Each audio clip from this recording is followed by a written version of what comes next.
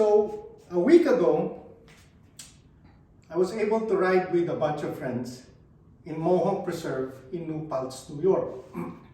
Now it's part of our annual start of the fall ride where we go to either trails or gravel roads, and like previous years, I would ride my full suspension 29er. Like this one.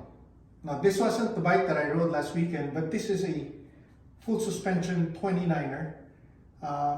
Under normal circumstances, that bike can pretty much handle any trail. Rocky, rooty, gravel. Unfortunately, during that day, most of the people that I rode with had actual gravel bikes with tires that was not bigger than 700 by 38, no suspension, drop bars. And while I was fine going downhill and during the flats, I struggled to keep up on the uphills. We rode 55 miles, and by the last 10-15 miles, I was in sufferfest like never before. The whole time I was thinking that the reason this bike was giving me a difficult time was because it was heavy. I was bouncing around because of the full suspension. That's 160 mm fork. And it was inefficient, so to speak, going uphill. So I was thinking, I should have brought this bike instead. Now this is my fat bike. It's all carbon. This bike is actually lighter than that. Huge 52 cassette. But the problem with this bike is this is essentially meant to be ridden in snow or sand. It's not really a gravel bike. It's not really a full suspension bike as well. So it has its advantages over that, while that has its advantages over this. So, now I've always wanted to buy a gravel bike. Well, I guess I have not always wanted to buy a gravel bike, but I've thought about it for a couple of years. All my friends have gravel bikes. And I figured, if I'm going to buy a gravel bike, it has to have the ability of riding where this guy rides, not necessarily in stone, but the ability in snow, but the ability to put larger tires. It can't have any suspension, but it still has to be compliant. And it's got to be lighter than this bike. Doesn't have to have any suspension, but it has to be compliant, and it can still go over rocks and roots.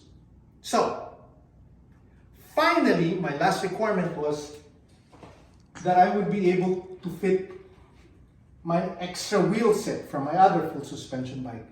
This is a DT Swiss 240 wheel set with NV rims. The important feature about this bike, it's boost spaced. So unlike a lot of gravel bikes right out there, the wheels are not boost spaced. This is boost space. And the reason I wanted to use these wheels was so that my gravel bike, I can actually exchange wheels between my 29er, my other 29er, and a gravel bike that has boost space. So, enter this one.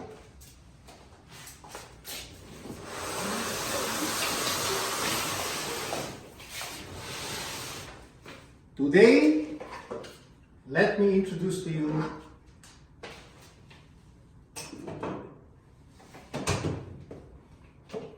a gravel bike that I just recently purchased. I have not opened it. It will be the first time that I will open.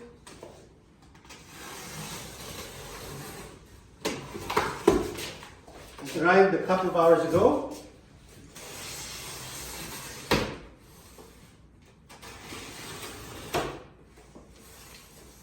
And it has all the characteristics of what I'm looking for in a gravel bike, plus more.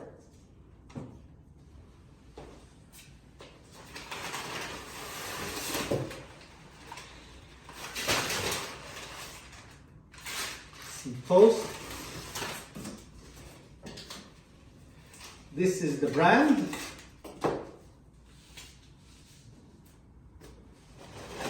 They actually sent me very nice Thunderbird tires by Schwalbe. It has a SRAM X01 group set,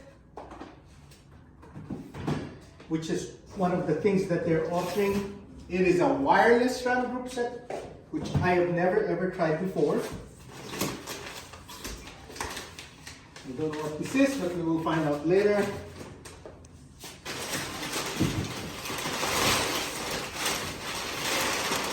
I'm normally a Shimano guy, except for the fat bike here. It uses SRAM. It's not wireless.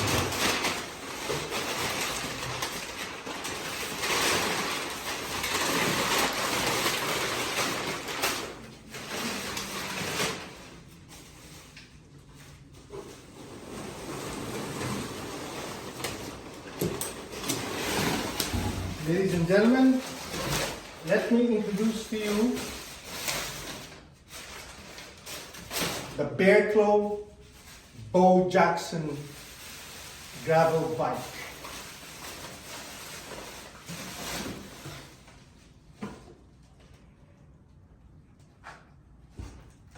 Now,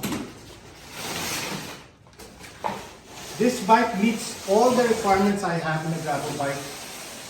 It's titanium, so I wouldn't worry about rust or scratches. It's compliant. It has boost spacing, which can accommodate those 29er wheels. Most importantly, it has a titanium fork, which is not going to be as compliant as a full suspension fork, but it will be equally as comfortable as a fat bike. And it will have titanium stem, a titanium seat post, and it is light. I will build this, I will record the build on this, that way you can see what the final picture would look like. I have never seen this bike in person before. This is the first time, and as I'm looking at it right now, I am already quite impressed. I was afraid that it was going to be too big, but I think this is perfect for me. This is a size 52.5, by the way. I am 5 feet 8.5 inches, although my inseam is fairly long at 32 inches. And so they measured this setup. That's an 80 mm stem, and I think it will be perfect. The geometry will be perfect for me. Bearclaw titanium seat post as well. I think that's tight right now. I can loosen it, but this is what it is.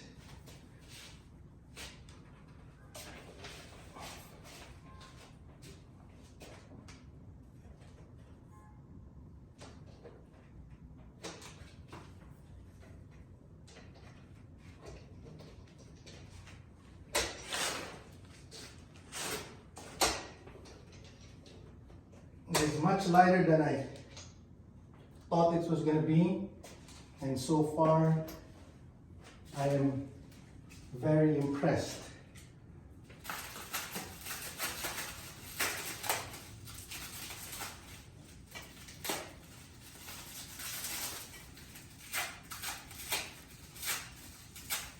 Now, the folks at Bearclaw, particularly Dustin, has been so patient with me in answering all my questions and in changing the little bits and parts that I wanted.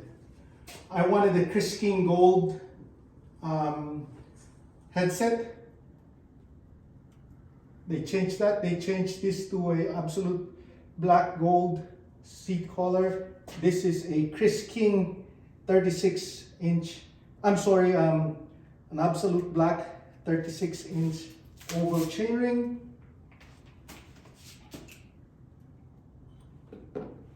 They even have gold accents on the Supercaz handlebar. And this, by the way, is wireless, so the only wire that comes out of these levers are the brake wires.